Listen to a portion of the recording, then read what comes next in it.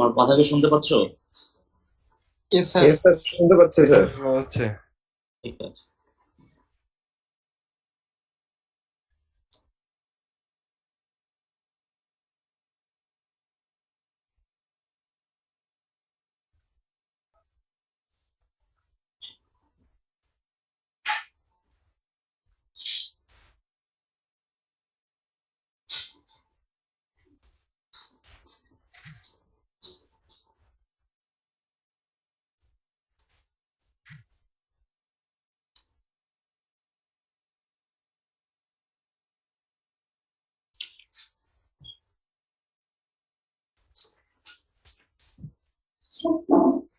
আমার ক্লাস টেস্টটা কেমন দিছিল তোমরা সবাই? আলহামদুলিল্লাহ স্যার, ভালোই দিছি স্যার। না, ভালো আলহামদুলিল্লাহ। ভালো দেওয়ার কথা। সবার খাতে একই রকম লেখা দেখলাম তো। না, ভালো দেওয়ার কথা মনে হইতেছে। কয়েকজন মিলিয়ে মিলে মনে হয় পরীক্ষা দিছো নাকি? না, কিছু কিছু খাতা ধরে এমন দেখা গেল মানে দাড়ি কমা সহ হচ্ছে। স্যার আসলে ব্যাপারটা হচ্ছে লেখাগুলো আমাদের মানে কাছাকাছি একে মানে এরকম না যে মানে খুব পার্থক্য আর কি, মানে কাছাকাছি হ্যাঁ হয়। হ্যাঁ, এক্স্যাক্টলি। আরেকজনকে দেখলাম মানে নিজের টপারের সাথে বন্ধুটাও পাঠাইছে, মানে এ যারটা কপি করছে একটাও পাঠাইছে, নিজেরটাও পাঠাইছে। আলটিমেটলি তো ধরা খেয়ে গেল না। চুরি করবে একটু ভালো করে চুরি করে, ধরা না খায়। কারণ এখন সমস্যা হয় ডিভাইসে আর কি, অনেকে সাবমিট করতে পারে না স্যার, তাই যার কারণে না তার না না, বন্ধুর আইডি। সাবমিট করতে পারে না বলতে ওই ছেলে একটা প্লাস আর ফ্রেন্ডেরটা একসাথে পিডিএফ করে একসাথে পাঠিয়েছে। তো এর ফ্রেন্ড নিজে একবার পাঠিয়েছে আমাকে। তো পরে হলাম কি, সে এই ছেলেটাও পাঠাইলো, পরে লেখা দেখলাম একদম দাড়ি কমা সহ সব কম। সে যে জায়গায় কাটা দিছে সে ওই জায়গায় কাটা দিছে। সে যা লেখছে ওই ছেলেও তাই লিখছে। যাই হোক, মানে এই হচ্ছে তোমাদের অবস্থা। মোটামুটি পরীক্ষা তো অনেক খারাপ হয়নি, ভালোই। কারণ কোশ্চেন তো এরকম হার্ড হওয়ার কথা না। আর আর যেহেতু সবচেয়ে ভালো এখন লাগছে স্যার যে আপনি পেজটা লিমিট করে দিয়েছেন, এই কারণে ভালো লাগছে আর কি, চাইলেও কেউ বেশি লিখতে পারবে না কম। না, চাইলেও বেশি লিখতে অনেকে অনেক বেশি লিখছে আর কি। অনেক কেউ আমার পাঠিয়েছে, কেউ 3-4 পেজও পাঠিয়েছে। তো অনলাইনে আসলে এত পেজ দেখা এটা একটু ডিফিকাল্ট। সো যা দিছিলাম 1 পেজের মধ্যে হয়ে যাওয়ার কথা, অনেক ম্যাক্সিমাম 1 পেজের মধ্যে হয়েছে, প্লাস জায়গাও ছিল। এরকম হওয়ার কথা, এরকম তো হওয়ার কথা না। যাই হোক, সো তোমাদের পরীক্ষা খাতাটা দেখা মনে হয় ভালো নাকি? রেজাল্টটা দেখো, কে কত পাইলা আসো। আচ্ছা, আরো কয়েকজন জয়েন করুক। হ্যালো অনেকেই বাকি আছে, হ্যাঁ প্লিজ বলো। স্যার, পরীক্ষার দিনে আমার ডিভাইস থেকে আমি পাঠাতে পারছিলাম না। আচ্ছা। পরে স্যার আপনি মেইল করছিলেন যে আমার মেইলটা আপনি ওপেন করতে পারেননি।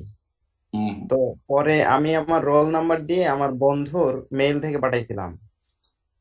হ্যাঁ, সমস্যা নেই, আমি তোমাদের সবারটাই পাইছি। শুধুমাত্র মিসিং ছিল কয়েকজন, যারা আসলে ক্লাসে অ্যাবসেন্ট ছিল। এরকম জাস্ট কয়েকটা মিসিং ছিল, 2-3টা মনে হয়, খুব বেশি না তোমাদের সংখ্যাটা। জি স্যার। যেমন 56 মিসিং ছিল, 69 এই দুইজন। 60 মনে পরে পাঠাইছে, 93 মিসিং ছিল, সে অ্যাবসেন্ট ছিল ক্লাসে। 56, 93, তিনজন মনে টোটাল অ্যাবসেন্ট ছিল আর কি ক্লাসে। যেমন একজন হচ্ছে 68, সে মিসিং ছিল, 93 আর হচ্ছে 56, তিনজন। আসসালামু আলাইকুম স্যার। বুঝলাম। স্যার, এই লকডাউনে কি আমাদের ক্লাসের ব্যাপারে কিছু শুনছেন স্যার? ক্লাসের ব্যাপারে আসলে এখন পর্যন্ত এরকম কোনো ডিসিশন হয়নি। তোমাদের ভার্চুয়ালি ক্লাসটা কন্টিনিউ হবে, এটা মিস নেই। বুঝতে পারছি স্যার। ফিজিক্যালি আমাদের তো ক্যাম্পাসে যাওয়া লাগবে না, কিন্তু তাও দেখলাম অফিস আওয়ার ঠিক করে দিছে 8টা থেকে 2:30 পর্যন্ত। যদি কারো একান্ত প্রয়োজন পড়ে সে গিয়ে হয়তো টুকটাক তার কাজগুলো করতে হবে, এছাড়া ক্যাম্পাসে যাওয়া লাগবে না। কিন্তু স্যার এখানে আমাদের সমস্যাটা কি, আমরা যারা বাড়িতে চলে যাব আর কি, কঠোর হম লকডাউন যে বলতেছে, এখানে হম যদি হম। বাড়িতে যাই মানে সাহস পাচ্ছি না যে বাড়িতে গেলে আবার ওই যে সিটি গুলা যদি নেন আপনারা, সিটি না অ্যাসাইনমেন্ট। না, আমি সিটি নিব। আমার সিটি আমার একটা নিয়ে নিব তোমাদের রোজার মধ্যে। না বলতেছে অন্য টিচারের কথা আর কি, যদি কেউ নিতে চায় আর কি হুম। স্যাররা, তাহলে তো আমাদের একটু সমস্যা হয়ে যায়, কারণ বাড়িতে যে সাবমিট করে একটু ঝামেলা হয়ে যায়, তারপর হচ্ছে গিয়ে নেট পাওয়া যায় না, এই আর কি। এখন হ্যাঁ, যদি এতটুকু এটা এনশিওর এটা পেতাম আমরা যে অন্তত সিটি গুলা মানে নিচ্ছে বা নেওয়া হবে না এর মধ্যে, লকডাউনে বাড়িতে চলে গেলেও, তাইলে অনেকে আর কি যেতে পারতো, কারণ একটা ধোঁয়াশার কারণে অনেকে সিদ্ধান্ত ব্যাপারটা হচ্ছে যে আসলে লকডাউন যে কতদিন সাস্টেইন করবে বা কন্টিনিউ করবে এটা আসলে কিন্তু এখনো এক্স্যাক্টলি বলা যায় না। জি স্যার, কারণ পরিস্থিতি তো দিন দিন কারণ ঘোলাটে। গত বছর তো তোমার দেখছো ব্যাপারটা যে মার্চের 17 তারিখ থেকে দেওয়া শুরু করলো, ওটা করতে করতে করতে একটা সময় প্রায় ডিসেম্বরই পার হয়ে গেল। জানুয়ারি ফেব্রুয়ারিটা মোটামুটি ভালো ছিল। কথা হলো তোমাদের পরীক্ষাটা মার্চে হবে, হঠাৎ করে আমাদের শিক্ষামন্ত্রী এমন এক ঘোষণা দিলেন সবগুলো আবার বন্ধ হয়ে গেল। আচ্ছা, বন্ধ করে দিছে, ঠিক আছে। তো এরপরে কি হলো, লকডাউন দিলে 1 সপ্তাহের জন্য, সবই খোলা, লকডাউন। তো সরকার পক্ষ থেকে পরে ঘোষণা আসলো এখন 14 তারিখ থেকে সর্বাত্মক লকডাউন দেওয়া হবে। তো এই ঘোষণা যে কতদিন চলবে, তো এটা বলাটা মুশকিল আর কি। তো ওনার মতো অ্যানালাইসিস করেন, পরিস্থিতি আসলে কোনো দিক ভালো না আর কি, পরিস্থিতি খারাপ। আর আমরা যে ভ্যাকসিনটা নিচ্ছি, অ্যাস্ট্রাজেনিকার যে ভ্যাকসিন বা অক্সফোর্ডের যে ভ্যাকসিন, এই ভ্যাকসিনটা আসলে আফ্রিকান যে ভেরিয়েন্ট বা ইউকের যে ভেরিয়েন্ট তার এগেনস্টে খুব একটা ভালো কাজ করে না। যেমন গতকাল একটা রিপোর্ট দেখলাম, সেখানে দেখা ছিল 10 পয়েন্ট সামথিং, 10% হয়তো কাজ করে ইনিশিয়াল স্টেজে, 90% এগেনস্টে এটা কাজ করতেছে না। স্যার আপনার মতে কি এই মুহূর্তে বাড়ি চলে যাওয়া ঠিক হবে নাকি এখানে থাকা ঠিক হবে স্যার? যদি আমার কথা তুমি শুনতে চাও, সো এখানে থাকলে তোমরা যে খুব ভালো থাকবে ওটা আসলে তা না, তোমার ফ্যামিলিও টেনশনে থাকবে। সো আমারটা যদি বলো স্যার আপনি তাহলে ক্লাস টেস্টটা নিয়েন না, তা ঠিক আছে, ফাইন, আমি তাহলে রোজায় কোনো ক্লাস টেস্ট দিব না তোমার। একেবারে রোজার পরে যদি আবার তোমরা আসো এখানে, তখন হয়তো ক্লাস টেস্ট একটা নিয়ে নিবি। স্যার আমাদের কোর্স কোঅর্ডিনেটর স্যার এসএমএস করছিল স্যার, আচ্ছা, বলছে যে এই লকডাউনের মধ্যে কোনো ক্লাস টেস্ট না নিতে আপনাদেরকেও নাকি স্যার জানাই দিছে। না যাই হোক, আমাদের কিন্তু কিছু জানানো হয় না। আসলে ব্যাপারটা হচ্ছে তোমাদের যেভাবে জি স্যার, সুবিধা বলছে যে হয়, মানে তাই না? অ্যাসাইনমেন্ট গুলো আগে রাখতে আর কি। না, আমি আরেকটা ক্লাস টেস্ট নিবো, অ্যাসাইনমেন্ট নিবো না, জি স্যার, দুইটাই ক্লাস তাহলে টেস্ট আমরা নিবো। পরে দিতে পারবো। হ্যাঁ, আর তোমাদের যেটা সুবিধা হয়, কারণ তোমাদের দিয়ে হচ্ছে আমরা, তাই না? আমাদের দিয়ে তো তোমরা না। সো তোমাদের যেভাবে ভালো হয় সেভাবে নেওয়া হয়। তো তোমরা যদি বলো স্যার ক্লাস টেস্ট আপনি ঈদের পরে নেন, ওকে ফাইন, তাহলে ঈদের পরে নিবো। এখন জাস্ট ক্লাসটা কন্টিনিউ করি। আর যারা তোমরা ক্যাম্পাসের আশেপাশে আসো, আপাতত মনে হয় ক্যাম্পাসের পাশে থাকো। লকডাউনটা পুরো রোজা থাকবে বাট এরকম না, কারণ এখানে থাকলে নেট কানেকশনটা ভালো পাও, ক্লাসটা ঠিক মতো করতে পারো। বা আমরা যদি মাঝে মাঝে ক্যাম্পাসে যাই তখন হয়তো, বা যদি তোমরা ফ্রি থাকো আসতে পারো যে কোনো সমস্যা নিয়ে। বাসায় চলে গেলে তো চলেই গেল, এখানে নেটটাও পাওয়া যায় না, ক্লাসটাও করা যাবে না। তো যদি সুযোগ থাকে এখানে থাকার, তা আমার সাজেশন হচ্ছে এখানে থাকো, পড়ে যাও। আর যদি মনে করো না বাড়ি চলে গেলে ভালো, তো সেটাও যেতে পারো, সেই অপশনটাও ভালো। সেটা তোমাদের উপর ডিপেন্ড করতেছে আসলে, তোমাদের যেখানে থাকতে সুবিধা হয়। আচ্ছা, মোটামুটি আমাদের অনেকে জয়েন করছে, আমরা জাস্ট রেজাল্টটা দেখি। হ্যাঁ,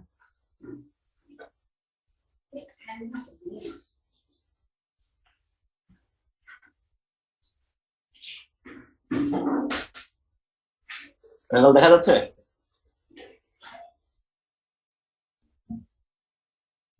জি স্যার, দেখা যাচ্ছে। জাস্ট স্ক্রিনশট দিয়ে রাখো একটু, আমি জাস্ট আস্তে আস্তে স্ক্রল করে করে নিচে যাই।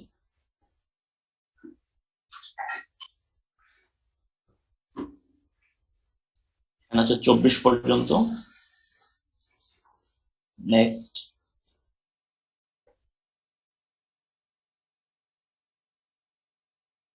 24 থেকে 38,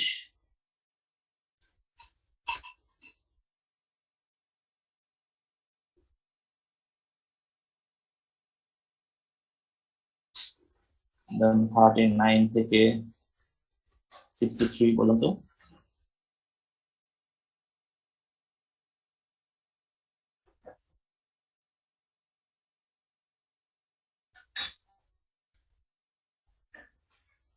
দেন 63 তো 64, আচ্ছা 14, 77 পর্যন্ত,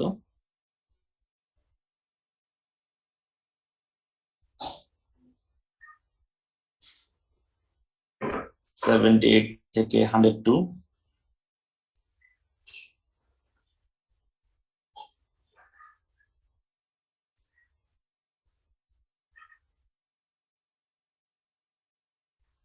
দেন 103 থেকে 119।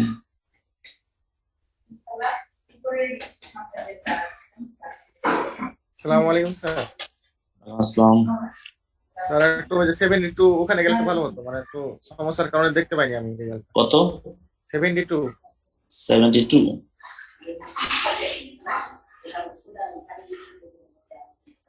13.5। তোমার 72 ছিল তোমার? জি স্যার। ঠিক আছে। দেন হচ্ছে লাস্ট যারা ছিল, স্যার আমার 103, আমি তো পরীক্ষা দিয়েছিলাম, আমার তো লিস্টে দেখতেছি না। 103 15 কি দেখো না? স্যার 19 11। কত? Sir 19 11 sir 03। এটা তো আমাদের ডিপার্টমেন্টের না, আমাদের ডিপার্টমেন্ট তো 191 দিয়ে।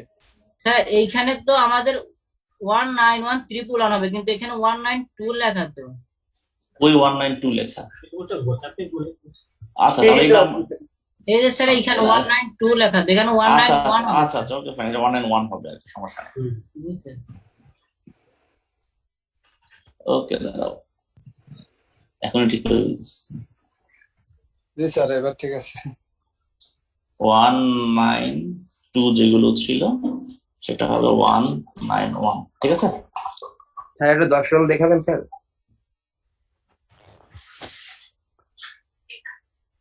একটু দাও, ঠিক আছে এখন মনে হয়।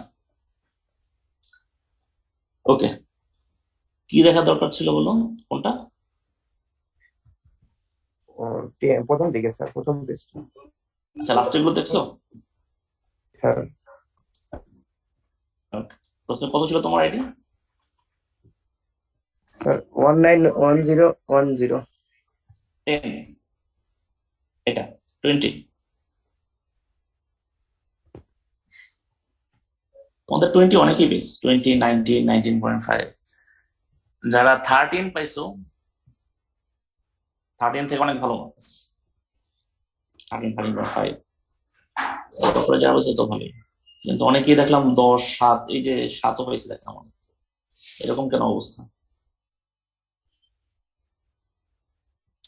ঠিক আছে,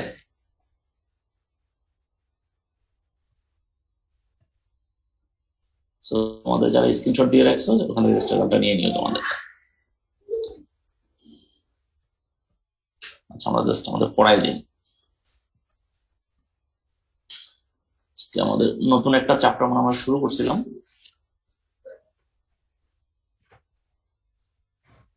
কেমিক্যাল কাইনেটিক্স। এই চ্যাপ্টারের কিছু মনে হয় দেখা হয়েছিল, জাস্ট সামান্য কিছু। রিঅ্যাকশন রেটটা আসলে কি, রেট লটা আসলে কি, সেক্ষেত্রে আমরা অর্ডারটা কিভাবে ডিফাইন করব, মলিকুলারিটি কিভাবে ডিফাইন করব, অর্ডারটা যে আসলে এক্সপেরিমেন্টাল ভ্যালু সেটাও বলছিলাম। মলিকুলারিটিটা হচ্ছে থিওরিটিক্যাল ভ্যালু, যে কোনো একটা রিঅ্যাকশন যদি মোটামুটি সমাধাকরণ করে দেওয়া থাকে সেখান থেকে খুব সহজেই তার মলিকুলারিটি বের করা যায়। কিন্তু যতক্ষণ পর্যন্ত আমরা এক্সপেরিমেন্ট করব ততক্ষণ পর্যন্ত আমরা সেই বিক্রিয়ার অর্ডার আসলে কত হবে সেটা বলা যাবে না, কারণ অর্ডারটা হচ্ছে একটা এক্সপেরিমেন্টাল ভ্যালু। সো আমাদের এই চ্যাপ্টারে যতগুলো বিক্রিয়া আমরা দেখতেছি সবগুলি থিওরিটিক্যালি বা এক্সপেরিমেন্টালি প্রুফ করা, যার কারণে আমরা অর্ডারটা বলতে পারতেছি। ওকে, সেখানে একটা ছিল পার্থক্য ছিল মলিকুলারিটির এবং অর্ডারের মধ্যে পার্থক্য কি। সো যদি তোমাদের কখনো পরীক্ষাতে আসে আশা করি 3-4টা পার্থক্য হয়তো লেখা যাওয়ার কথা। ওকে, আমরা যেখানে শেষ করছিলাম সেটা হচ্ছে আমাদের zero order reaction. Zero order reaction হচ্ছে সেই সকল রিঅ্যাকশন যে সকল রিঅ্যাকশনের রেট রিঅ্যাক্ট্যান্টের ঘনমাত্রার উপরে নির্ভর করে না। In zero order reaction rate is independent of the concentration of the reactions. হ্যাঁ বলো স্যার। আপনি সরি স্যার, কথার মাঝে একটু কথা বললাম স্যার। আমাদের এখানে কারেন্ট চলে গেছে তো স্যার, এখানে কারেন্ট চলে গেছে তো স্যার, ওই একসাথে দেখা যাচ্ছে 2-3 জন মিলে করতেছে একই ডিভাইস দিয়ে কাজ। স্যার কিভাবে প্রেজেন্টটা কিভাবে? ওকে, আমার ক্লাসটা শেষ হলে তো তোমাদের আইডি গুলো আমাকে বললো। আচ্ছা প্রেজেন্ট টাইমে তখন দেওয়া যাবে, সমস্যা। প্রেজেন্ট নিয়ে টেনশন করো, ক্লাস করো। ওকে, সো জিরো অর্ডার রিয়াকশন আসলে কোনটাকে বলতেছি আমরা? সেটা হচ্ছে ওই রিয়াকশন যেই রিয়াকশনের রেটটা রিয়েক্ট্যান্টের কনসেন্ট্রেশনের উপরে ডিপেন্ড করে না। ওকে, যেমন আমরা একটা রিয়াকশন দেখি, যেমন এ থেকে প্রোডাক্ট হচ্ছে যে কোনো বিক্রিয়া, এ থেকে product. So initial concentration capital A যদি স্মল এ হয়, ইনিশিয়ালি প্রোডাক্টের ঘনমাত্রা কতটুকু যখন বিক্রিয়া শুরুই হয় নাই, মানে যখন হচ্ছে আমাদের টি ইকুয়াল টু 0, মানে সময় যখন শূন্য, বিক্রিয়া এখনো শুরুই হয় না, তখন যদি এই ক্যাপিটাল এ এর ঘনমাত্রা স্মল এ হয়, তাহলে প্রোডাক্টের ঘনমাত্রা কত?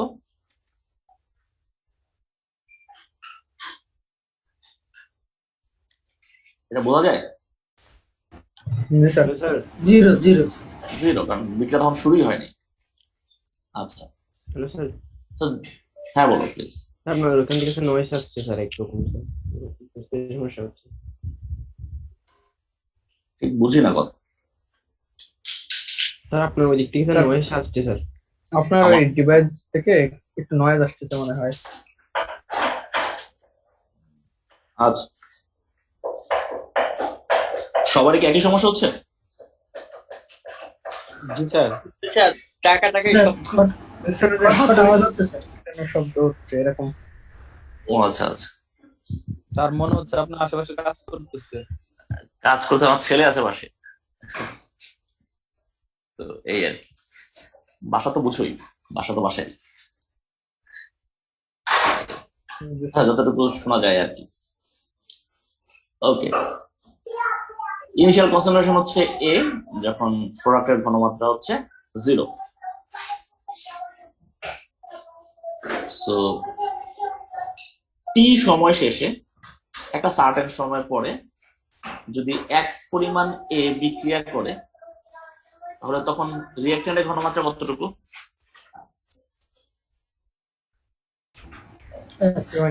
এ মাইনাস এক্স। আর প্রোডাক্ট কতটুকু তৈরি হবে? যেহেতু এক্স পরিমাণ বিক্রিয়া করে ফেলছে, এক্স পরিমাণ প্রোডাক্ট তৈরি।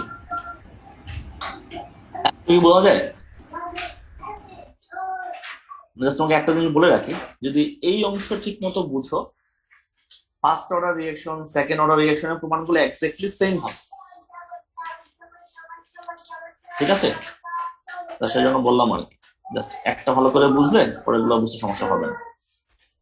এ আর জিরোটা একটু বুঝে দেবেন ভালো করে। অবশ্যই। এখানে কি লেখা আছে? এটা কি?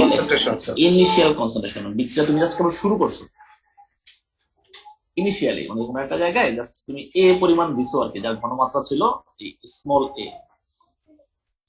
যখন তুমি বিক্রিয়া জাস্ট শুরুই হয় না, টি যখন 0, জাস্ট রিঅ্যাকট্যান্ট গুলো তুমি জাস্ট দিছো আর কি কোনো একটা ভেসেলের মধ্যে, তখন কোনো প্রোডাক্ট তৈরি হয়েছে যখন সময় শূন্য, মানে বিক্রিয়া শুরুই হয় না। তখন বিক্রিয়া যদি শুরুই না হয়, তাহলে প্রোডাক্ট কি তৈরি হবে? হবে না। যার কারণে প্রোডাক্টের ঘনমাত্রা দিচ্ছে কত? 0। যখন সময় শূন্য, প্রোডাক্টের ঘনমাত্রাও শূন্য। ওকে, একটা সার্টেন সময় পরে, ধরে নিলাম টি সময় পরে, এটা যে কোনো সময় হতে পারে, 1 মিনিট, 2 মিনিট, 1 ঘন্টা, 2 ঘন্টা, যাই সময় হোক, টি সময় শেষে যদি এক্স পরিমাণ রিঅ্যাকট্যান্ট বিক্রিয়া করে প্রোডাক্ট তৈরি করে, তাহলে ওই সময় টি সময় শেষে কি পরিমাণ রিঅ্যাকট্যান্ট অবশিষ্ট থাকবে? আর রিঅ্যাকট্যান্টের ইনিশিয়াল ঘনমাত্রা ছিল এ, যদি এক্স পরিমাণ বিক্রিয়া করে থাকবে হচ্ছে এ মাইনাস এক্স পরিমাণ, এক্স হচ্ছে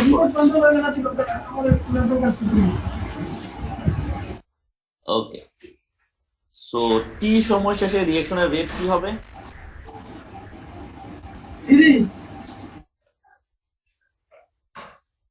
টি সময় শেষে রিঅ্যাকশনের রেট কি হবে? তোমরা এই লাইনটা ভুলে যাও, এই লাইনটা দরকার নেই আসলে, এই লাইনটা কনফিউজিং তোমাদের কাছে মনে হতে পারে, তুমি জাস্ট নিচের লাইনটা দেখো।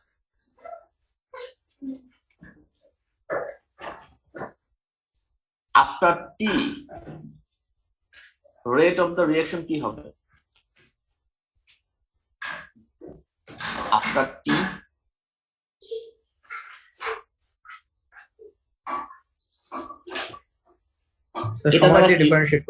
এটা দ্বারা কি বোঝায়? dx by dt। Sir x কে টি এর সাপেক্ষে ডিফারেন্সিয়েট করে। মানে টি সময় শেষে কি পরিমাণ প্রোডাক্ট তৈরি হচ্ছে, একক সময়ে কি পরিমাণ প্রোডাক্ট তৈরি হবে। আর এখানে মাইনাস কেন পরেরটায়?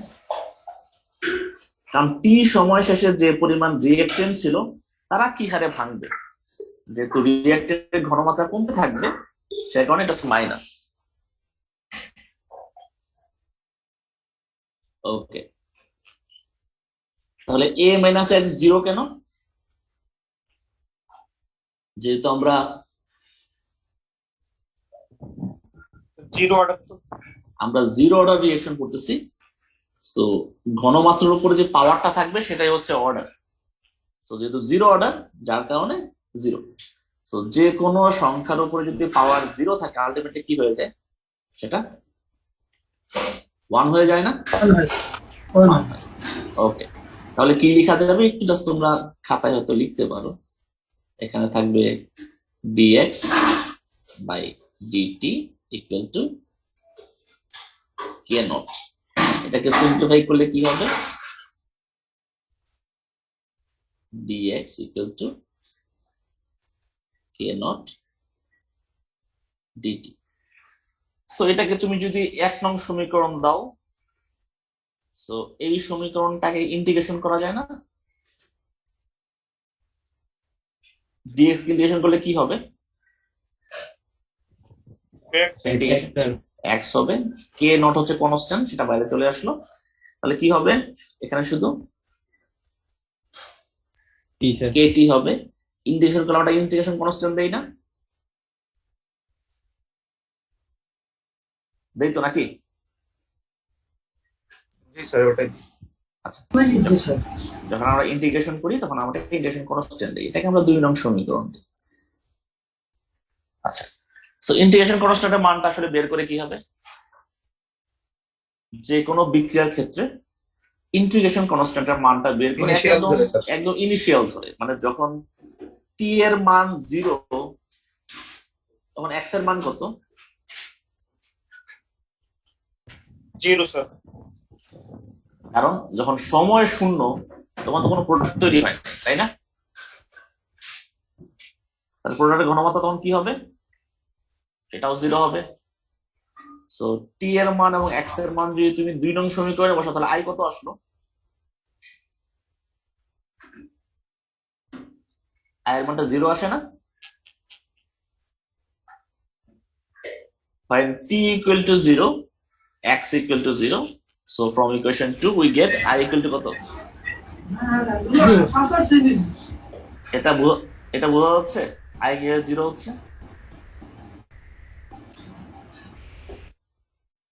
বোঝা যায়? স্যার বোঝা গেছে স্যার।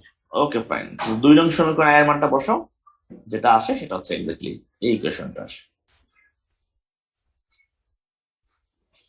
সো এই ইকুয়েশনটাই হচ্ছে জিরো অর্ডার রিঅ্যাকশনের রেট লর ইকুয়েশন। স্যার 2 নং সমীকরণ আমরা x এবং t এর জায়গায় কেন 0 বসাবো? আমরা যখন ইন্টিগ্রেশন কনস্ট্যান্টের মান বের করতে নিব, এই কনস্ট্যান্টের মানটা বের হবে কোত্থেকে, বিক্রিয়া একদম শুরু থেকে। ইন্টিগ্রেশন কেন করা হয় তখন ভালো করে জানার কথা। আমরা ইন্টিগ্রেশনটা কেন করি, আমরা অনেক ক্ষুদ্র ক্ষুদ্র জিনিসের সমষ্টি করে ওভারঅল চিত্রটা দেখতে চাই, তাই না? ইন্টিগ্রেশন করার উদ্দেশ্যটা কি, না সাপোজ যদি বলা হয় যে এখানে একটা এক্স ওয়াই অ্যাক্সিস এরকম একটা গ্রাফ আছে, বলা হচ্ছে এটা পুরোটার ভলিউম কত, তুমি ছোট ছোট করে ভাঙো, ছোট ছোট অংশের ভলিউম গুলো সমষ্টি করলে তুমি ওভারঅল ভলিউমটা পেতে পারো। ইন্টিগ্রেশন করার মূল উদ্দেশ্যটাই হচ্ছে ক্ষুদ্র ক্ষুদ্র জিনিসগুলোকে সমষ্টিগত করে ওভারঅল ব্যাপারটাকে বের করা, একত্রিত করা। তো তোমার বিক্রিয়া যখন শুরু হইলো সেখান থেকে যদি কনস্ট্যান্টের মানটা বের করতে পারো, আলটিমেটলি ওভারঅল এই মান দিয়ে পুরো কনস্ট্যান্ট দিয়ে তুমি পুরো রিঅ্যাকশনের মান তুমি বের করতে পারবা। সো ইন্টিগ্রেশন কনস্ট্যান্টের ক্ষেত্রে সবসময়, শুধু জিরো অর্ডারের ক্ষেত্রে না, ফার্স্ট অর্ডার বলো, সেকেন্ড অর্ডার বলো, থার্ড অর্ডার বলো, যত ধরনের অর্ডার আছে সকল ক্ষেত্রেই এই ইন্টিগ্রেশন কনস্ট্যান্টের মান একদম শুরু থেকে বের করতে হয়। শুরু বলতে কখন থেকে, যখন বিক্রিয়াটা শুরুই হয় না তখন কত হতে পারে এই বিক্রিয়ার জন্য।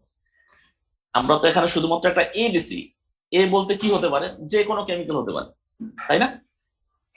এটা নাইট্রোজেন, হাইড্রোজেন, যে কোনো অর্গানিক কম্পাউন্ড, ইনঅর্গানিক কম্পাউন্ড, যে কোনো কম্পাউন্ড হতে পারে, ঠিক আছে? সো স্যার একটা কোশ্চেন ছিল স্যার। প্লিজ করো। স্যার ওই যে D minus D into A minus X by DT, ওখানে কে জিরোটা কিভাবে আসলো স্যার? আমরা একটু আগে যাই, হ্যাঁ একটু আগে যাই।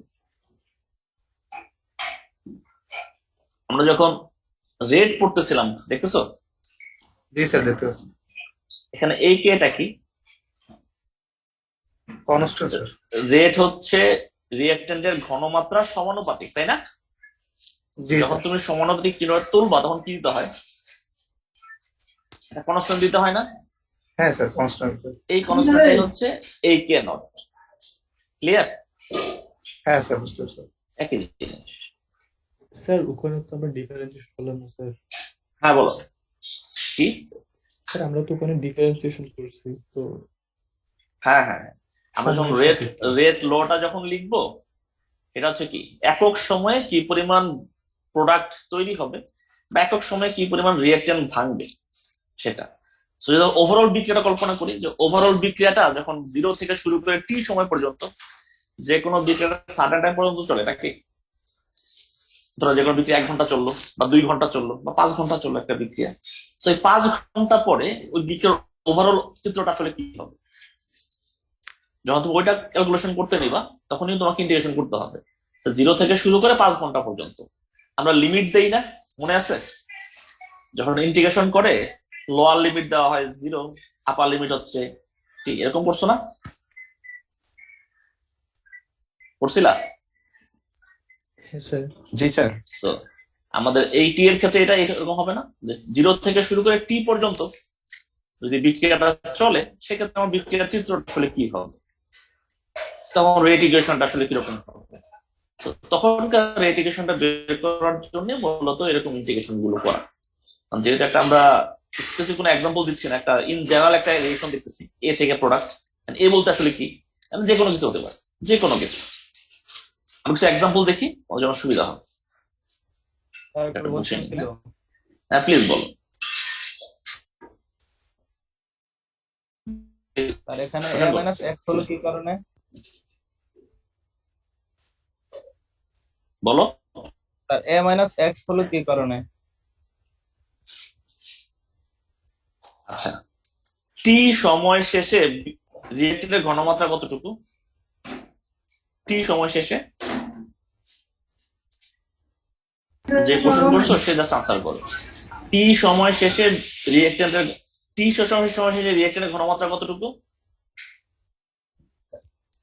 তো প্রোডাক্ট হচ্ছে x আর এটা না? জি স্যার। আচ্ছা আমি তোমাকে বলি, টি সময় শেষে রিঅ্যাক্ট্যান্টের ঘনমাত্রা কতটুকু? a মাইনাস এক্স না? জি স্যার। তাই তো? জি স্যার। ওকে, সো টি সময় শেষে যদি বিক্রিয়া আরো সামনে যায় তো একক সময়ে কি পরিমাণ প্রোডাক্ট তৈরি হবে। তো এই যে একক সময়ে প্রোডাক্ট তৈরি হওয়া, এতে করে কি রিঅ্যাক্ট্যান্টের ঘনমাত্রা বাড়বে না কমবে? ঘনমাত্রা স্যার বাড়বে তো স্যার। রিঅ্যাক্ট্যান্টের ঘনমাত্রার কথা বলতেছি। স্যার কমবে স্যার। বিক্রিয়াটা করবে হচ্ছে রিঅ্যাক্ট্যান্ট, তাই না? যেহেতু রিঅ্যাক্ট্যান্ট বিক্রিয়া করতেছে টি সময় শেষে, যার সেটা হচ্ছে মাইনাস, মানে ঘনমাত্রা কমতেছে। তো টি সময় শেষে প্রোডাক্টের ঘনমাত্রা কি বাড়বে না কমবে? কমবে স্যার। টি সময় শেষে প্রোডাক্ট বাড়বে, যার কারণে সেটা হচ্ছে প্লাস। স্যার এই জায়গায় অবশিষ্টের স্যার ই হবে অবশিষ্ট টি সময় শেষে, আমি তো প্রতিবারই বলতেছি একই কথা, টি সময় শেষে। জি স্যার তাহলে বুঝতেছি। ঠিক, দেখবো তখন তোমরা ক্লিয়ার হবে। দেখি, আচ্ছা এক্সাম্পল দেখো, ফার্স্ট এক্সাম্পল গুলো কি দেওয়া আছে দেখো। Example of zero order reaction. Ammonia থেকে নাইট্রোজেন তৈরি হচ্ছে, হাইড্রোজেন তৈরি হচ্ছে, কারো সালফেজে আয়রন এবং টাংস্টেন ক্যাটালিস্টের জন্য ইউজ করবো আমরা। ওকে, সো যখনই আমরা কোনো ক্যাটালিস্ট ইউজ করব, সো ক্যাটালিস্ট ইউজ করার ক্ষেত্রে ওই বিক্রিয়াগুলো হচ্ছে জিরো অর্ডার রিঅ্যাকশন। কেন জিরো অর্ডার? জিরো অর্ডারের সংজ্ঞাটা কি ছিল? সংজ্ঞা কি বলে?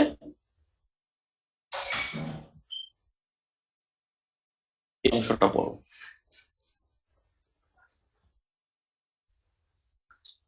রেডটা হচ্ছে আসলে তোমাদের এই অংশটা বলতুলি বই থেকে কপি করা। বলতুলিতে এই অংশটা আমার কাছে মনে হয় ভুল দেওয়া।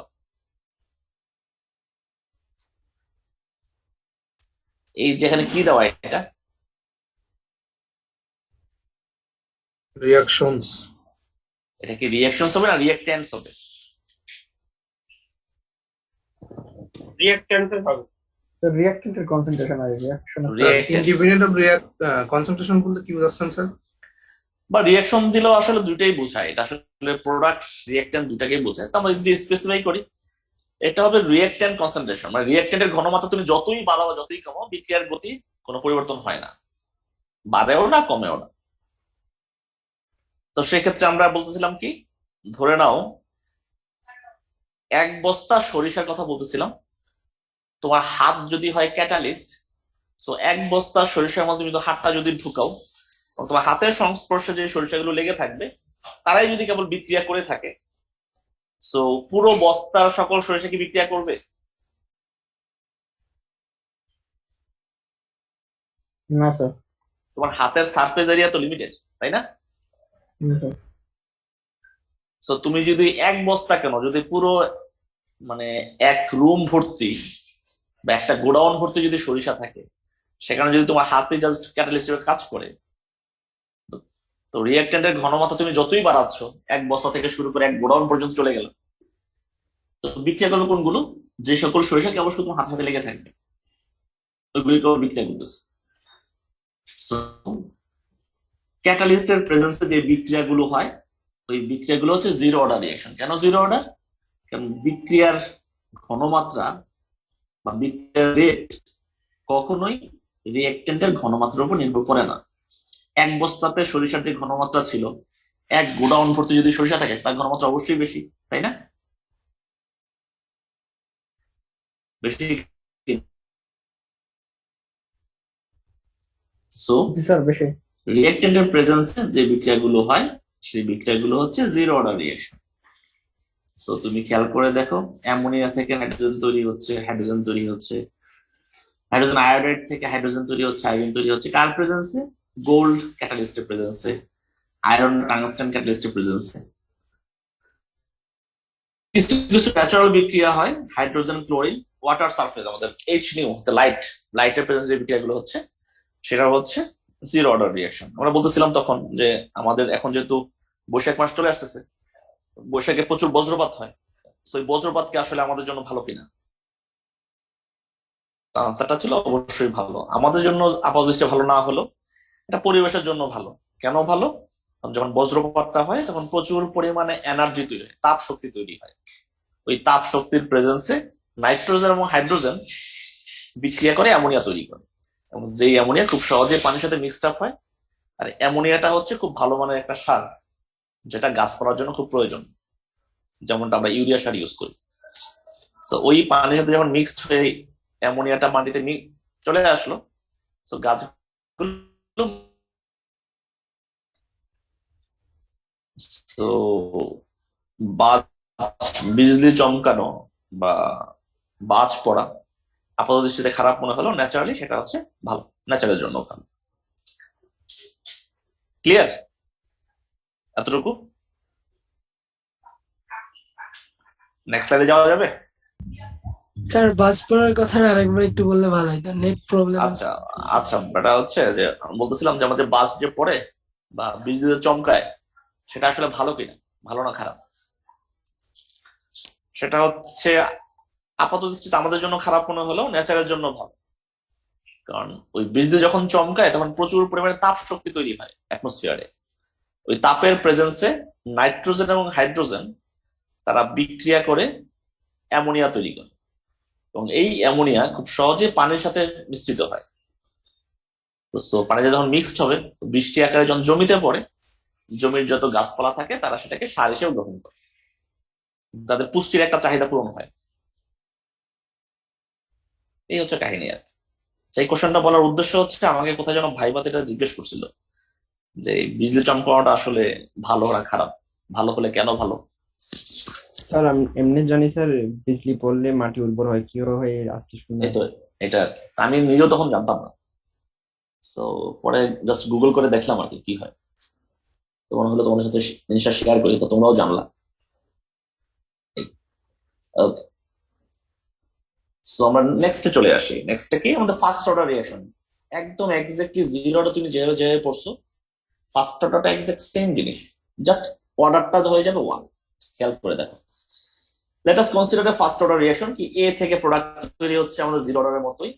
Suppose that at the beginning of the reaction যখন টি সময় জিরো ছিল, ওইটাতে এই জিনিসগুলো লেখা ছিল না, এখানে লেখা আছে, মানে স্পষ্ট করে বলে দেওয়া আছে। The concentration of A is small a mole per liter. If after time t x moles of a have changed, the concentration of a is a minus x. We know that for a first order reaction, the rate of reaction dx by dt is directly proportional to the concentration of the reactant. Thus, তাহলে প্রতি একক সময়ে কি পরিমাণ product তৈরি হবে সেটা depend করবে কি পরিমাণ রিঅ্যাকট্যান্ট ভাঙবে, তাই না? ব্যাপারটা এরকম না? জি স্যার। ধরো একটা ভিক্ষুক কি পরিমাণ টাকা পাবে এটা ডিপেন্ড করবে তুমি কি পরিমাণ টাকা দিতে চাও।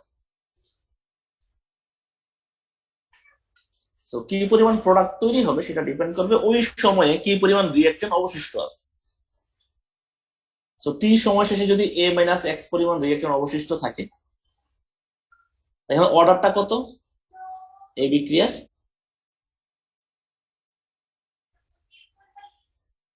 ফার্স্ট অর্ডার যেহেতু আমরা ফার্স্ট অর্ডার করতেছি, এখানে অর্ডার হচ্ছে 1। সো 1টা কি আর লেখা দরকার আছে? 1টা সেজন্য আর লিখে নেই।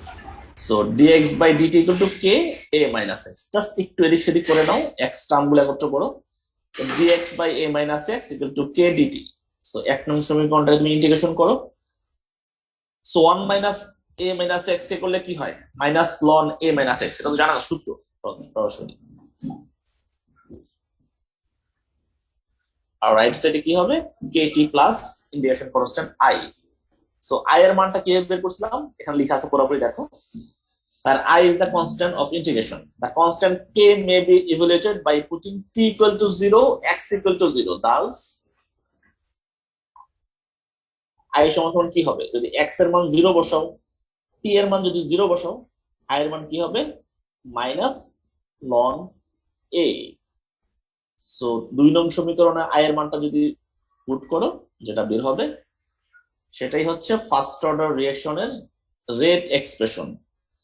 একটু কনফিউজিং হয় অনেকে যে দেখা যায় k সমান সমান 2.303 t log a by a minus x। এটা দেখছো কখনো?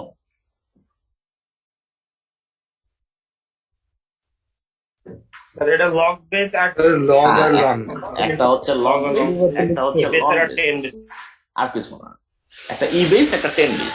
সো এটা নিয়ে কনফিউজ হওয়ার কিছু নাই। সো অনেকে দেখা যায় বিভিন্ন জায়গাতে প্রমাণ দেখার সময় অনেকে লগ দিয়ে করছে, যে স্যার লগ কেন আসে, লন কেন হয়। এটা খুব সিম্পল জিনিস, খুবই কঠিন জিনিস।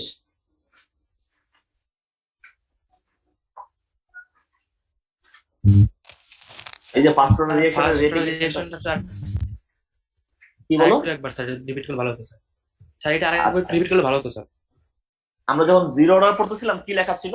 এ থেকে প্রোডাক্ট তৈরি হবে, কিন্তু অর্ডারটা সেখানে কত ছিল? জিরো ছিল। জিরো। আমরা সেম ইকুয়েশনটাই লিখছিলাম এক্স্যাক্টলি এই ইকুয়েশনটা, সরি কোথায়, এই ইকুয়েশনটাই লিখতেছিলাম, কিন্তু সেখানে অর্ডার দেওয়া ছিল কত? 0। যেহেতু আমাদের এখানে ফার্স্ট অর্ডার রিঅ্যাকশন, তাহলে এটা অর্ডার কত হবে? 1। জাস্ট এখানেই পার্থক্য, আর কিছু না। সো দেন ইন্টিগ্রেশন করা, ইন্টিগ্রেশন তো ভালো করেই জানো ইন্টিগ্রেশন কিভাবে করতে হয় না করতে হয়। dx a minus x যদি তুমি ইন্টিগ্রেশন করো, এটা minus ln a minus x হবে। কিভাবে হবে সেটা কি আর বলে দেওয়া দরকার আছে? তো পারার কথা মনে হয় না স্যার। ওকে, সেখান থেকে যে ইকুয়েশনটা বের হয়েছে সেটা কি বলা হচ্ছে? ফার্স্ট অর্ডার রিঅ্যাকশনের রেট এক্সপ্রেশন। এটা তোমাদের জন্য ইম্পর্টেন্ট আর কি। আর কিছু বলা লাগবে? জাস্ট মাথায় রাখো, এটা তোমাদের জন্য ইম্পর্টেন্ট। ওকে, সো ফার্স্ট অর্ডার রিঅ্যাকশনের কিছু ক্যারেক্টারিস্টিক আছে। ফার্স্ট ক্যারেক্টারিস্টিকটা কি? এক নাম্বারটা, ইট এটা কখনো শেষ হয় না। Never end. একটা ফার্স্ট অর্ডার রিঅ্যাকশন কখনোই শেষ হবে না। বিক্রিয়া যদি একবার চলতে থাকে, এটা চলতেই থাকে, শেষ হবে না। কিভাবে শেষ হয় না আমরা সেটাও দেখবো আর কি পরবর্তী, সমস্যা নেই। সেকেন্ডটা কি ছিল characteristics? Half life does not depend on reactant initial concentration. রিঅ্যাক্ট্যান্টের প্রাথমিক ঘনমাত্রার উপরে বিক্রিয়ার হাফ লাইফ কখনোই নির্ভর করে না। হাফ লাইফ বলতে কি বোঝায়? অর্ধায়ু, তাই না? এটা তো বাংলা অর্থ, কিন্তু বলতে কি বোঝায় স্যার? হাফ লাইফ যে কোনো একটা রিঅ্যাক্ট্যান্ট যা ছিল তার থেকে অর্ধেক হইতে কতটুকু সময় লাগবে। সাপোজ কোন একটা বিক্রিয়া তুমি ধরো 100টা মলিকিউল দিয়ে শুরু করছো, ধরে নাও একটা বিক্রিয়া আমি 100টা মলিকিউল দিয়ে শুরু করলাম, সো 100টা থেকে 50টা হইতে কত সময় লাগবে? কি বললাম? ঠিক আছে স্যার। 100টা থেকে 50টা হইতে কত সময় লাগবে, ঠিক আছে? কিন্তু ফার্স্ট অর্ডার রিঅ্যাকশনের ক্ষেত্রে যদিও ঘনমাত্রা আস্তে আস্তে অর্ধেক হয়ে যাচ্ছে, সো 100টা থেকে 50টা হইতে যদি 1 ঘন্টা লাগে, 50টা থেকে 25টা হইতেও 1 ঘন্টাই লাগবে, আবার 25টা থেকে 12:30টা হইতেও 1 ঘন্টাই লাগবে। সকল ক্ষেত্রে সমান সমান সময় লাগে। তো হাফ লাইফটা কেন ইম্পর্টেন্ট? নিচে ছোট্ট করে একটা নোট ডাউন লেখা আছে, দেখো নোটটা দেখছো? ইউরেনিয়াম 238 ন্যাচারালি অ্যাবান্ডেন্ট, যেটা আমাদের নিউক্লিয়ার প্লান্ট গুলোতে ইউজ করবে, ধরে নাও ওটার হাফ লাইফ কত? 4.5 বিলিয়ন বছর। 4.5 বিলিয়ন। হ্যাঁ, খুব কমই, 4.5 বিলিয়ন ইয়ার। সংখ্যাটা খুব ছোটই, কিন্তু জাস্ট আইসোটোপ চেঞ্জ হয়ে গেছে 235। এটার হাফ লাইফ কত?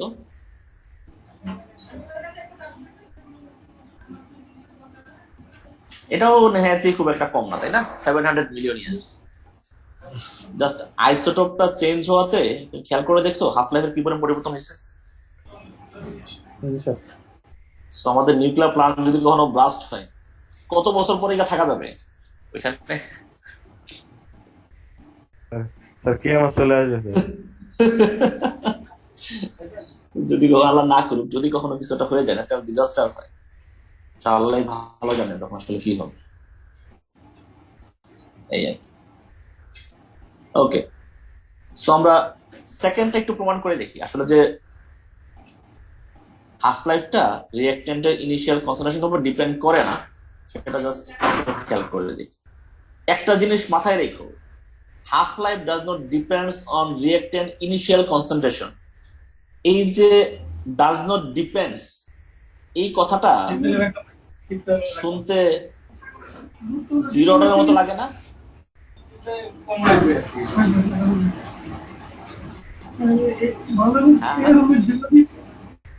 যে রিঅ্যাকশনটা হচ্ছে ইন্ডিপেন্ডেন্ট। আচ্ছা, তোমার সাউন্ড সিস্টেমটা বন্ধ করো প্লিজ।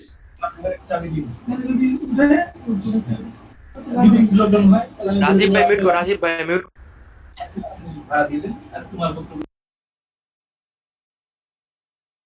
ওকে, সো কনফিউজিং ব্যাপারটা বুঝছো?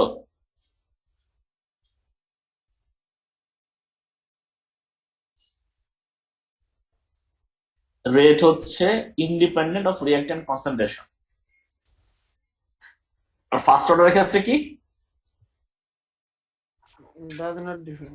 হাফ লাইফ, জাস্ট মনে রাখো হাফ লাইফ, অর্ধায়ু। এটাই হচ্ছে পার্থক্য। পরীক্ষাতে যদি কখনো এরকম লেখা আসে half life doesn't depend on reactant concentration, prove the statement, আমি দেখছি অনেকের সময় অনেকে জিরো অর্ডার রিঅ্যাকশনের রেট এক্সপ্রেশন ব্যাখ্যা করতে থাকে। এটা কি জিরো অর্ডারের কথা বলা হচ্ছিল? না স্যার, ফার্স্ট অর্ডার। ফার্স্ট অর্ডারের কথা বলা হচ্ছে, এবং কোশ্চেন এটাও মেনশন করা থাকে, what is the order of the reaction. So যদি কখনো এরকম আসে অবশ্যই আগে দেখে নেবে আসলে কি বলতেছে। Reactant doesn't depend on reactant concentration, নাকি half life doesn't depend on reactant concentration? Just একটু খেয়াল করে দেখে নিন যাতে ভুল না হয়।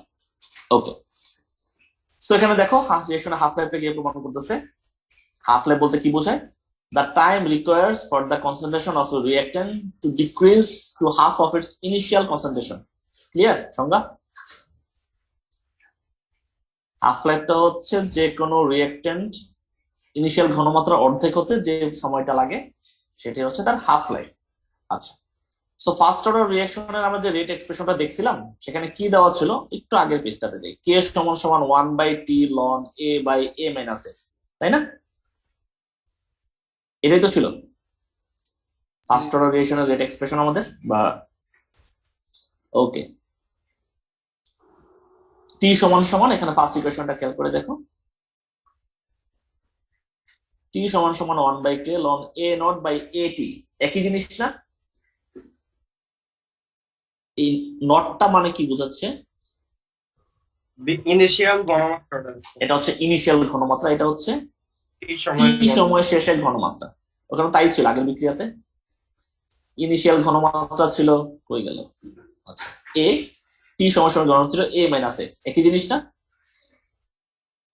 একই কথা, সিম্পলিফাই করে লিখছি আর কি, আর কিছু। Okay, by the definition of half life, আমরা কি জানি হাফ লাইফ ডেফিনেশন থেকে? যখন টি সমান সমান টি হাফ,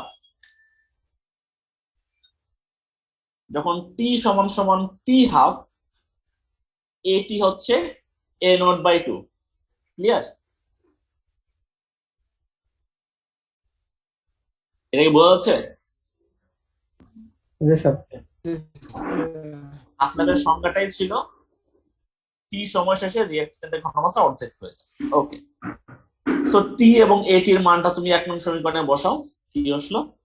টি এর পরিবর্তে টি হাফ বসো, এ নট তো থাকেই, এটির পরিবর্তে a নট বাই 2 কাটাকাটি করো, থাকবে কি টি হাফ সমান সমান 1/k ln 2, ln 2 এর মান কত?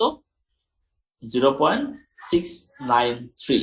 আচ্ছা, এই যে আমরা ইকুয়েশনটা পাইলাম, এই যে ইকুয়েশনটা পাইলাম, এই বিক্রিয়ার কোন অংশে a মাইনাস x বা এই যে a এর কোন অস্তিত্ব আছে? এটা কোন ঘনমাত্রার কোন অস্তিত্ব আছে এখানে? যেহেতু ঘনমাত্রার কোনো অস্তিত্ব নাই, তার মানে কি বিক্রিয়াটা হাফ লাইফ কখনোই রিঅ্যাকট্যান্টের ঘনমাত্রার উপরে নির্ভর করতেছে না। আমরা পাশে যে গ্রাফ আছে গ্রাফটা একটু দেখি। যখন টি নট ছিল, এ নট কতগুলো মলিকুল ছিল? সো অর্ধেক হইতে যদি আমার এই সময়টা লাগে 1 ঘন্টা, এরও অর্ধেক হইতে a/4 হইতে 2 ঘন্টা, এরও যদি আমরা অর্ধেক করি, দেখো প্রতিবারই সমান সমান না পার্থক্য? এই যে পার্থক্যটা সকল ক্ষেত্রে সমান না? সকল ক্ষেত্রে 1 ঘন্টা করে দিই। সো হাফ লাইফে যদি কোনো অঙ্ক আসে কখনো, মোটামুটি মুখে মুখে তুমি অঙ্কের আনসার বের করে ফেলতে পারবে। কিভাবে বের করা যায় আমরা একটু অঙ্ক দেখি। হ্যাঁ, একটা দুটো অঙ্ক দেখি, তাহলে মোটামুটি ক্লিয়ার হয়ে যাবে। সামনে কোন প্রশ্ন ছিল স্যার? হ্যাঁ, t equal to t half, sir ওইটা when t equal to t half। হ্যাঁ, টি হাফ বলতে আমরা হাফ লাইফের সংজ্ঞা দেখলাম না উপরে? স্যার দেখলাম স্যার। হ্যাঁ হ্যাঁ, আমার কথা হচ্ছে আসলে যে half life does not depends on reactant initial concentration, আমরা যে স্টেটমেন্টটা দিলাম, স্টেটমেন্ট আসলে ট্রু কিনা ফার্স্ট অর্ডার রিঅ্যাকশনের ক্ষেত্রে, সেটা আমরা প্রমাণ করে দেখাচ্ছিলাম। সো প্রমাণ করার ক্ষেত্রে কি করছি? হাফ লাইফের সংজ্ঞা দেখছি। হাফ লাইফ ব্যাপারটা আসলে কি বলে, যে যেই সময়ে রিঅ্যাকট্যান্টের ঘনমাত্রা অর্ধেক হয় সেটা হচ্ছে তার হাফ লাইফ। সো যদি টি এর পরিবর্তে আমরা টি হাফ লিখি, তাহলে এটি কি লিখবো? যদি বিক্রিয়ার ইনিশিয়াল ঘনমাত্রা এ নট হয়, তাহলে এ নটের অর্ধেক a নট বাই 2, যখন টি গুলো টি হাফ হবে।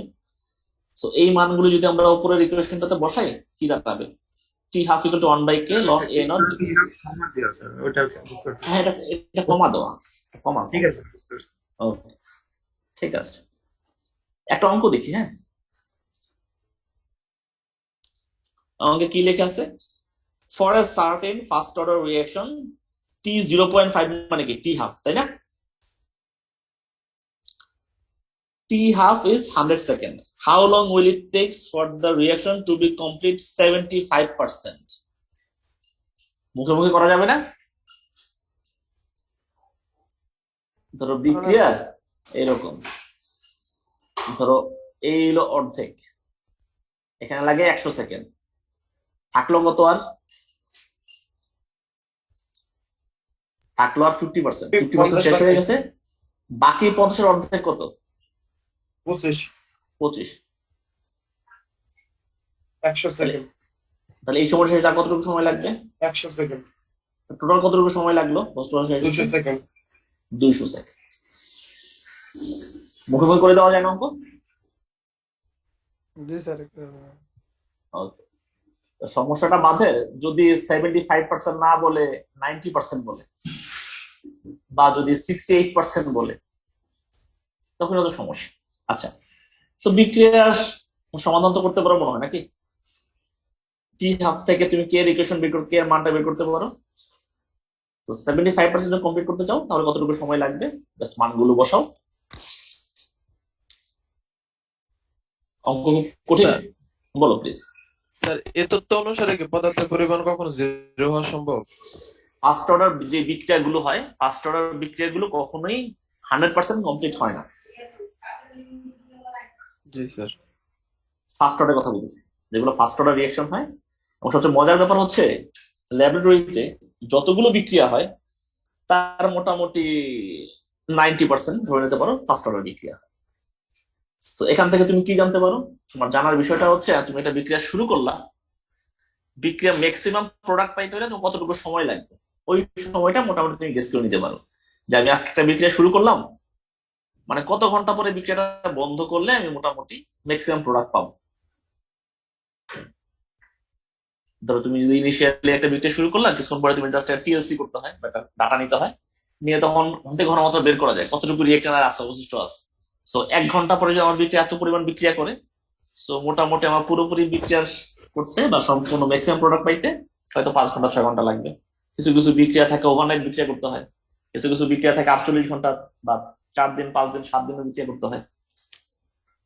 সো এই যে সময়টা কতটুকু সময় লাগবে না লাগবে, তুমি মোটামুটি এই কাইনেটিক স্টাডি করার মাধ্যমে খুব সহজেই তোমার রিসার্চ পারপাসে তখন ইউজ করা যায় এই ডাটাটা।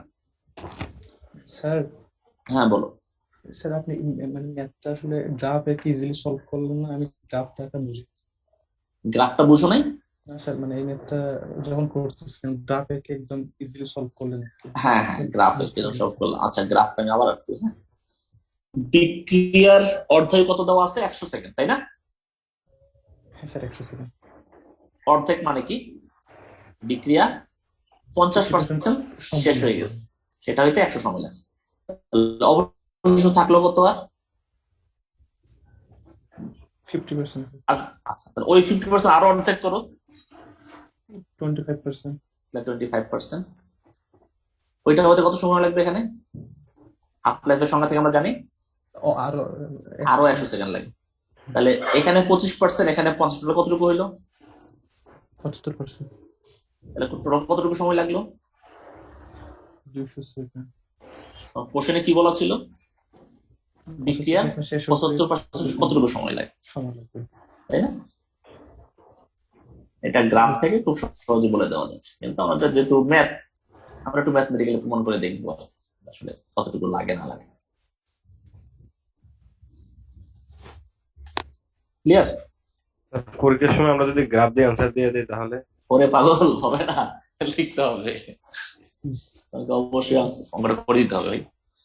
কারণ কোশ্চেনে মার্কস সাপোর্ট অঙ্কে মার্ক থেকে 7 মার্ক, 7 মার্কের অঙ্ক যখন তুমি লিখবা অবশ্যই এরকম ভাবে লিখতে হবে যাতে মার্কস তুমি ফুল মার্কস পাও।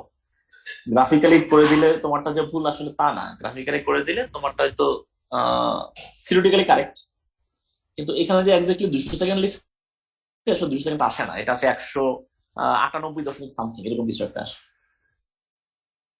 রাফ 200 হচ্ছে একটু রাফ আইডিয়া যে 200 সেকেন্ড লাগে, বা 199.5 এরকম একটা আসে, এটাকে রাউন্ড ফিগার 200 সেকেন্ড লিখে তোমার ক্যালকুলেটরের মানটা দেখে দে, 200 না, এটা কাছাকাছি হয়তো একটা মান আসে। এটা হচ্ছে তোমার অঙ্ক যে আসলে হচ্ছে তার একটা প্রুফ, অঙ্কটা হচ্ছে এই আর। আরেকটা অঙ্ক দেখি।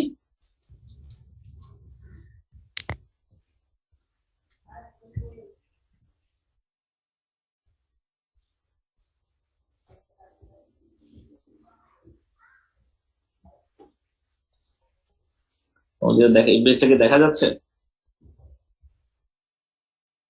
স্যার উপরের অংশটা কাটা কাটা আসছে। কোশ্চেনটা স্যার বোঝা যায় তো? আচ্ছা ওকে, কাটা থাক, সমস্যা নেই, আমি জাস্ট বলি আর কি। এখন ঠিক আছে স্যার। এখন ঠিক দেখা আছে যাচ্ছে? স্যার। ওকে, বলা হচ্ছে a first order reaction is 1/5 completed in 40 minutes, মানে 1/5 শেষ হয় 40 মিনিটে। Calculate the time require for its 100% completion, মানে কি 100% শেষ হইতে কত সময় লাগবে? আমরা ফার্স্ট অর্ডার রিঅ্যাকশনের ফার্স্ট ক্যারেক্টারিস্টিক কি ছিল? কখনো শেষ হবে না, নেভার এন্ড। তার মানে এই অঙ্কের যে কোশ্চেনটা তোমাকে করলো, তুমি কি বলতে পারো? তোমার আনসার হবে ইনফিনিটি। আসলে যে ইনফিনিটি হয় প্রমাণ করে দেখাতে হবে না আসলে ইনফিনিটি হয় কিনা, প্রমাণে যাই। হ্যাঁ, দেখ আসলে হয় কিনা। সো বিক্রিয়া ফার্স্ট অর্ডার রিঅ্যাকশনে আমরা রেট ইকুয়েশন থেকে জানি k সমান সমান 2.303 t log a nought by a। যাই হোক, বলা হচ্ছে বিক্রিয়ার 1/5 শেষ হয়, তাহলে অবশিষ্ট থাকে কতটুকু? 4/5 4/5 থাকবে। ওকে ফাইন, এখান থেকে তুমি কে এর মানটা পেতে পারো না খুব সহজেই? কে একটা মান পাইলা। ওকে, বলা হচ্ছে 100% কমপ্লিট হতে কতটুকু সময় লাগবে? যখন 100% কমপ্লিট হয়ে যাবে তখন কি রিঅ্যাকট্যান্ট কিছু থাকবে না তার মানে কি ওই সময়ে এটা কি হয়ে যাবে? জিরো হবে না? সো যে কোনো সংখ্যাকে যখন তুমি জিরো দিয়ে ভাগ দিবা থাকে কি? ইনফিনিটি। ইনফিনিটি। উপরে যাই থাকুক যে কোনো সংখ্যাকে যখন তুমি জিরো দিয়ে ভাগ দিবা সেটা হয়ে যাবে ইনফিনিটি। সো এই বিক্রিয়া 100% কমপ্লিট হতে ইনফিনিট পরিমাণ সময় লাগে। ক্লিয়ার?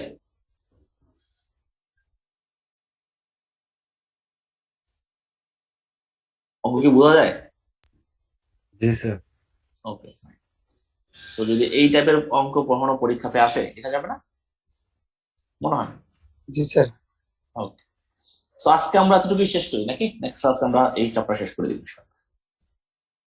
ওকে স্যার এই রেকর্ডিং গুলো কি কোথায় দেওয়া হয় কিনা? না, এটা এখন পর্যন্ত কোথাও দেওয়া হয় না। দিবেন না স্যার? যদি তোমাদের লাগে তখন এটা দেওয়া যাবে, সমস্যা নেই।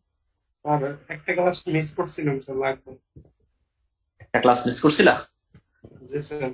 আচ্ছা, সো যদি ক্লাস মিস করে থাকো, কোন ক্লাসটা মিস করছো ফ্রেন্ডদের কাছ থেকে দেখো এটা রিকভার করা যায় কিনা। যদি ফ্রেন্ডদের কাছ থেকে একান্ত রিকভার করা না যায় জাস্ট আমাকে বইলো, আমি তোমাকে জাস্ট রিভিউ করে দিই। রবিবার আগে ক্লাসটা, এই ক্লাসের আগের ক্লাসটা তোমার আইডি কত? এই স্লাইডের কত ক্লাসটা? 54। প্রথম ক্লাসে তো আমরা জাস্ট পরীক্ষা নিছি। পরীক্ষা দিলাম, মানে ক্লাসটা আমার সমস্যা ছিল, নেটের সমস্যা। আচ্ছা, পরীক্ষা নিয়ে আমরা এরকম কিছু বলি নাই, জাস্ট ফার্স্টে একটা দুটা স্লাইড সম্পর্কে বলা হয়েছিল আর কি। অর্ডারটা আসলে কি, মলিকুলার ব্যাপারটা কি, এই দুটা নিয়ে আলোচনা করা হয়েছে। আজকে এটা একটু রিভিউ করা হলো না, আবার অর্ডার সম্পর্কে বলা হলো, মলিকুলার সম্পর্কে বলা হলো, পার্থক্য বলা হলো। তো এখানে ইম্পর্টেন্ট কিছু বলা হয় নাই, আজকে থেকে শুরু হয়েছে আর কি চ্যাপ্টারের মূল কথা। একদম প্রিলিমিনারি ধারণা ছিল। তোমাদেরকে এটার পিডিএফটা দিয়ে দেওয়া আছে, একটু জাস্ট পড়ে নিও, মনে হয় বুঝে যাবো আর কি, সমস্যা হবে না আসলে কি বলছিলাম। এরপরেও যদি না বুঝো আমি তো আছি নাকি, আমাকে বললো, আমি অবশ্যই তোমাকে বোঝানোর চেষ্টা করবো। সো সবাই অনেক ভালো থাকবে, হ্যাঁ, পরে আবার কথা হবে ইনশাআল্লাহ। ওকে, বাই।